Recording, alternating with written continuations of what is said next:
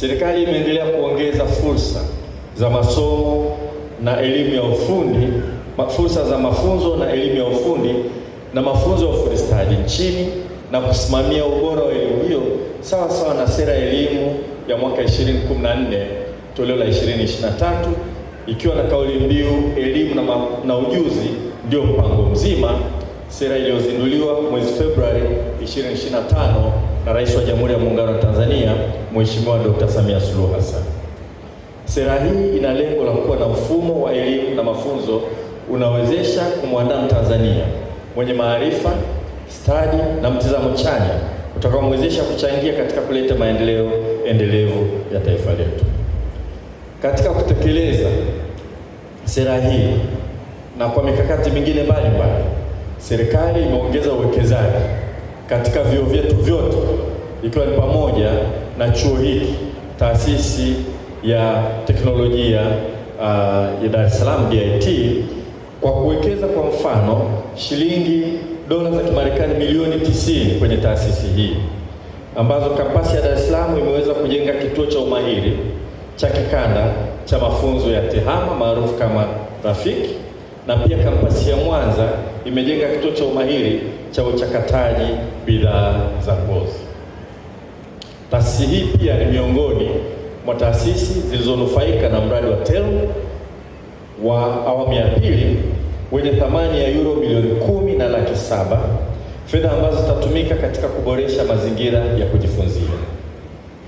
Pia katika kutimiza azma hiyo, katika mwaka wa fedha 2024/25 serikali iliongeza udahili katika vyuo vya elimu ya ufundi, yani technical education and training colleges, kutoka wanafunzi 161,750 hadi wanafunzi 199,118. Ongezeko hili linatokana na kuongezeka kwa idadi ya vyuo vya elimu ya ufundi kutoka vyuo 441 mwaka 2021-22 hadi vyuo 512 mwaka 2024-2025.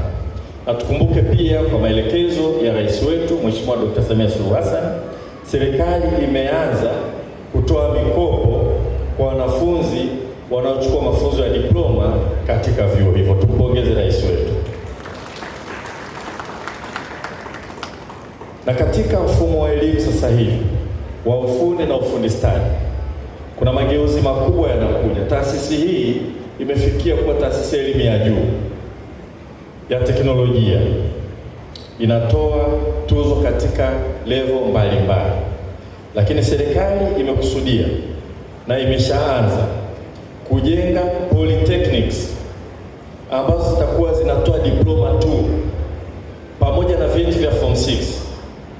Tayari kampasi ya Dodoma imekamilika, tumekabidhi DIT, itaanza kuchukua wanafunzi, lakini hatimaye lengo letu ni kuchukua wale wanafunzi waliokuwa kwenye mkondo wa amali wanaochukua ufundi, kwa sababu amali inaweza ikawa ni technical or vocational. Wakiwa ni technical tunaita ufundi, vocational tunaita ufundi stadi. Kwa wale wanafunzi hatimaye watakaomaliza kidato cha 4 wakiwa wamehitimu kwa mafunzo ya ufundi ya sekondari, watakapokwenda form 5 na form 6 watapelekwa kwenye polytechnics kama ilivyokuwa DATEC zamani. Moja ni hiyo ya Dodoma ambao ujenzi wake umeshakamilika na tumekabidhi taasisi hii ile kampasi ile. Tunajenga nyingine Mwanza,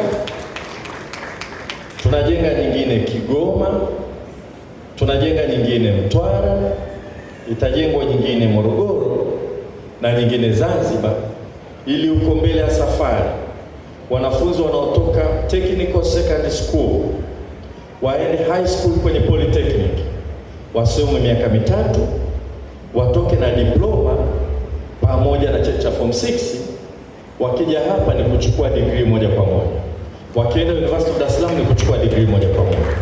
Kwa hiyo ni sehemu ya mageuzi aliyoagiza rais wetu Mheshimiwa Dr. Samia Suluhu Hassan, kuonyesha jinsi ambavyo anathamini elimu ya ufundi na ufundi stadi.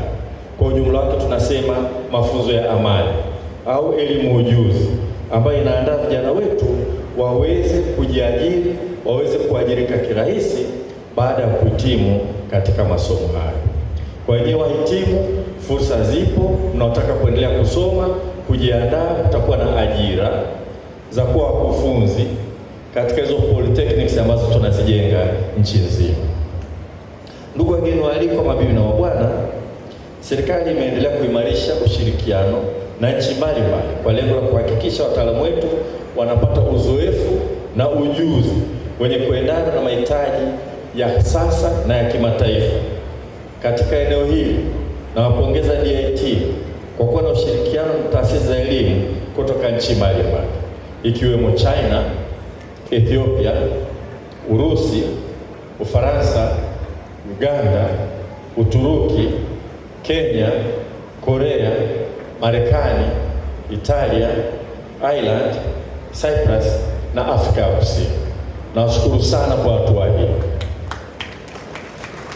Kwenye ushirikiano wetu sisi na China, humu leo tutaona wanafunzi wale ambao walidahiliwa kusoma hapa DIT wakafanya masomo yao kwa mwaka mmoja, wamepelekwa Chongqing Vocational Institute of Engineering China, wameendelea na masomo kwa miaka miwili, wamerudi hapa sasa hivi kumaliza mwaka wao wa mwisho. Huu ni utaratibu wa sandwich, kwamba mwanafunzi anasoma zaidi ya chuo kimoja kwa wakati mmoja. Wale wanafunzi walipoingia hapa wamedahiliwa kufanya degree, wamesoma mwaka mmoja, wameenda China, wamesoma miaka miwili, na kule wanapata diploma. Wakitoka kule wanakuja kumaliza mwaka mmoja hapa, wanakuwa na degree. Maanake wanakuwa na diploma kutoka Chongqing Vocational Institute of Engineering na wanakuwa na degree kutoka DIT. Sasa wakati tuna sign MOU kwa ajili ya ushirikiano huu, tulikuwa na Jason ambaye ni mwenyekiti wa Group 6, kampuni yenye viwanda na shughuli za ujenzi sehemu mbalimbali duniani, hapa Tanzania na sehemu mbalimbali za Afrika. Na Jason aliniambia kwamba yeye ni mhitimu kutoka Chongqing Vocational Institute of Engineering, na alinihakikishia wahitimu wote watakaokuwa wanasoma utaratibu huu wa sandwich, wakimaliza watakuwa wamekamilika tayari kuajiriwa na Group 6. If that is true, Jason, just confirm to me for the employment opportunity. Thank you. Sasa tulipeleka wanafunzi 30 duru ya kwanza. Sasa hivi kazi yetu ni kujitahidi kupeleka wanafunzi wote wanaosoma hiyo degree ya engineering hapa. Nadhani wako 300 au wangapi? Around 300. Tuendeleze na mazungumzo kuhakikisha kwamba wanafunzi wote watakaosoma degree hiyo ya engineering hapa wanafanya sandwich program. Na kwenye budget hii tunayoandaa sasa hivi, bora tupunguze matumizi baadhi ya maeneo mengine, na sisi tutapigania tuone tunaweza tukaongeza kiasi gani. Tutenge fedha ili kuchangia kuwapeleka vijana wa Kitanzania kwenda kusoma. Lengo la rais wetu Mheshimiwa Dr. Samia Suluhu Hassan kwa vijana wote wa Tanzania, lengo linaloonekana katika uwekezaji mkubwa kwenye elimu ufundi, mikopo ya wanafunzi na hata mikopo sasa hivi kwenye diploma, ni kuwawezesha vijana wa Kitanzania wasome elimu inayowapa ajira mara moja.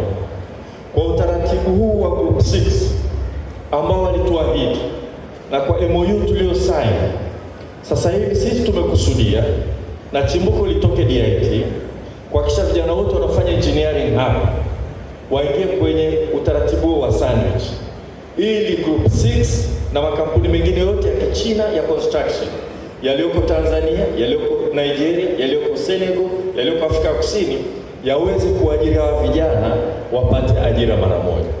Sasa hatuwezi kuendelea kuomba, tutaomba scholarship na tutaendelea kuongea na wenzetu wa China kwamba scholarship wanazotupa ziendane na huu mwelekeo wa sasa hivi. China inatusaidia sana katika elimu, na nimeshaongea na balozi, nitaongea naye tena kwamba scholarship hizo ziji align katika mahitaji haya. Tuwapeleke wanafunzi Chongqing Vocational Institute of Engineering au vyuo kama hivyo kule China. Tuanzishe sandwich program kuhakikisha kwamba kila anayemaliza hapa anamaliza kwa elimu hiyo ya kimataifa na anapata ajira hapo hapo akimaliza. Tutajitahidi kuongea ndani ya wizara, tutenge fedha chini ya utaratibu wa Samia Scholarship Extended kuweza wao kuwalipia nauli kama China atakubali kuwalipia gharama nyingine za kukaa kule. Hili ni swala kubwa, nadhani tulifanyie kazi, tusilipoteze, kwa sababu kazi yetu kubwa ni kutekeleza maelekezo aliyetoa rais wetu, na maelekezo yake kwa Wizara ya Elimu, Sayansi na Teknolojia ni kutoa elimu ujuzi, kuhakikisha vijana wetu wanapata ajira kwa kadri inavyowezekana ndani na nje ya nchi yetu. Kwa hiyo naomba profesa na mwenyekiti, ili zigo mlibebe, lifanye kazi, leteni taarifa mwezi wa 12 kwenye bajeti mmepunguza nini, mmeongeza fedha huko, gharama ya kuwapeleka ni kiasi gani, na mimi nitaendelea kuongea na ubalozi wetu wa China kuhakikisha kwamba hizi fursa zinapatikana na tunapeleka wanafunzi hao kwenye sandwich. Umuhimu wa kwenda kusoma nje ni kutambua kwamba elimu haina mwisho. Kwenye vitabu vingine vya dini tunaambiwa tafuta elimu hata China. Maanake usijifungie ndani ukadhani unajua kila kitu. Twendeni tukajifunze kwa wenzetu, tuimarishe elimu yetu hapa kwa kuhakikisha kwamba na ile MOU ina fursa kuwapeleka wakufunzi wetu kule kwenye ile institute kwenda kuona kinachofanyika, na wenzetu wanakuja hapa kuona tunachofanya ili tuweze kufanya kazi kwa pamoja. Kwa hilo jambo kubwa ambalo ningependa tulifanyie kazi mwezi wa 12, tuwe tayari na taarifa ni shilingi ngapi zinahitajika. Mimi nitajaribu kuongea na wenzetu wa China na balozi wetu walioko China ili kuhakikisha kwamba scholarship zote tunazopata kutoka China zinaenda kule, na maelezo yenu mlionipa, wako wa Tanzania wako tayari kulipia gharama hizo. Serikali italipia wale ambao kwa kweli wanahitaji kushikwa mkono na serikali, na wale wanaweza kulipia walipie, lakini zote tuwaingize katika utaratibu huu, na subsidy itakayotoka hapo kutoka serikalini itatoka katika ule utaratibu wa Samia Scholarship Extended. Na wahitimu mjue kwamba hata sasa hivi serikali imejipanga kupeleka wanafunzi nje waliomaliza form 6. Mwisho wa mwezi wa kwanza, mwezi wa pili tunapeleka wanafunzi 16 Johannesburg kufanya degree ya kwanza, mambo ya data science, computer na sayansi za mwelekeo huo. Baadaye mwezi wa 9 tunawapeleka Ireland takriban wanafunzi 40 kwenda kufanya kitu kile kile. Haya ni maelekezo ya rais wetu, tutafute elimu popote. Ni kuitikia ule wito, tafuta elimu hata China. Kwa hiyo tutawapeleka nje kwenda kusoma, na nyie wakati mnaanza kutafuta labda degree ya pili ambayo hamjafanya na kadhalika, fursa hizo tutaendelea kuzipigania ziongezwe. Na vijana wote wa Tanzania hasa wanaosoma, ningependa wajue juhudi hizi kubwa za rais wetu Mheshimiwa Dr. Samia Suluhu Hassan za kuwapenda vijana na kuweka msukumo maalum kuhakikisha kwamba tunatoa elimu zaidi na iliyo bora kwa vijana wetu.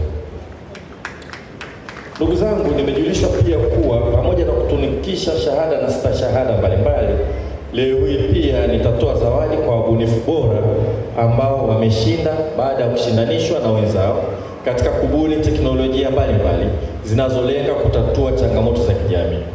Natoa rai kwa uongozi wa DIT kuendelea kuhamasisha shughuli za ubunifu na kuwaibua wabunifu wengi zaidi, ili kwa kupitia ubunifu zao wachangie katika utatuzi wa changamoto mbalimbali zinazokabili taifa letu. Na niwape taarifa kwamba kupitia COSTECH tuna Samia Fund ambayo inawaunga mkono wabunifu ambao wako tayari kuanza kuingia sokoni. Kwa hiyo nimeona vijana wabunifu pale, wakati natembelea, mjue kuna fursa hiyo ambao tunawaalika wote mjitahidi kuitumia.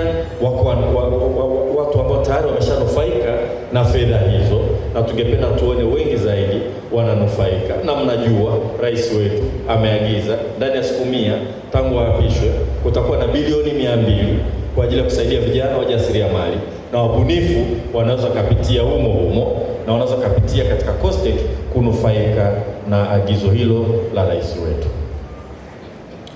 Ndugu wageni waalikwa, mabibi na mabwana, nimefarijika kusikia kwamba miongoni mwa changamoto ambazo mliziwasilisha katika mahafali iliyopita tayari zimepatiwa ufumbuzi na utekelezaji wake unaendelea. Ninawaahidi kwamba tutatekeleza yale yote tuliyoahidi, ikiwa pamoja na ukarabati wa miundombinu chakavu katika taasisi hii. Kwa upande wa mafunzo viwandani, serikali imeendelea kuweka miongozo mbalimbali ya utaratibu wa ushiriki wa viwanda katika kukuza elimu ya ufundi. Na hapo kwa kweli ningependa nimshukuru sana mwenyekiti wa Group 6 na eneo la viwanda la Kwale mliolianzisha, kwamba tunapenda tuimarishe ushirikiano kati ya taasisi zetu za elimu, hasa elimu ya ufundi na ufundi stadi na viwanda, ili wanafunzi wakati wanasoma wapate fursa ya kujifunza kwa vitendo huko viwandani. Naelewa taasisi hii inajitahidi kuimarisha zaidi industrial links, lakini nawakumbusha rais wetu wakati anagombea alisema ndani ya siku 100 atahakikisha kuna mpango madhubuti wa kuimarisha mahusiano kati ya vyuo vyetu na viwanda na sehemu za uzalishaji, ili kuhakikisha kwamba elimu yetu kweli inakuwa ni elimu inayomwandaa mtu kuingia katika shughuli za uzalishaji na utoaji wa huduma kwa jamii.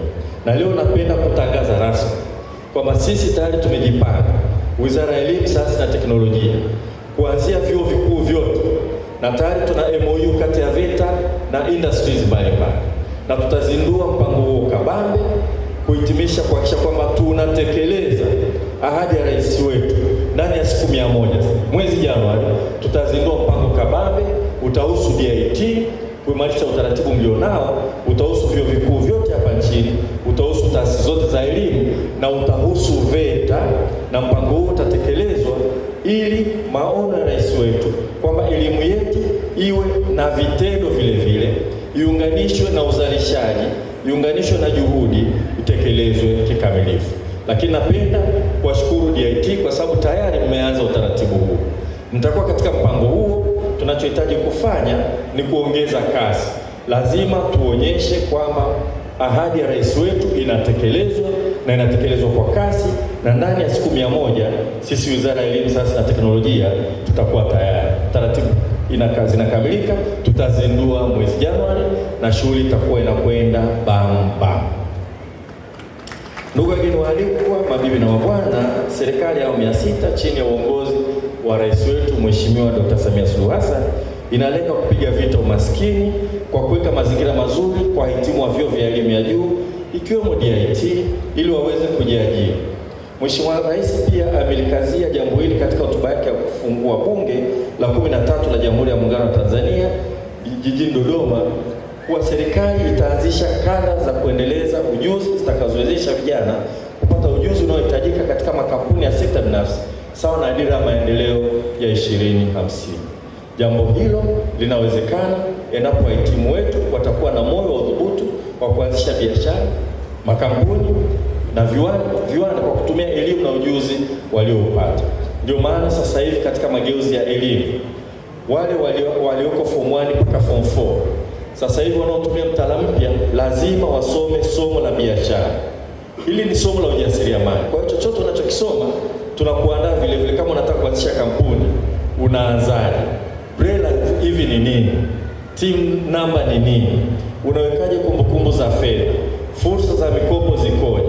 Hata nyinyi ambao mlienda na mtaala wa zamani, jaribuni kutumia fursa hii hasa kuangalia msukumo mkubwa wa rais wetu ili wengi waweze kuanzisha biashara zao na wanajua watapata sapoti ya serikali kwa namna mbalimbali.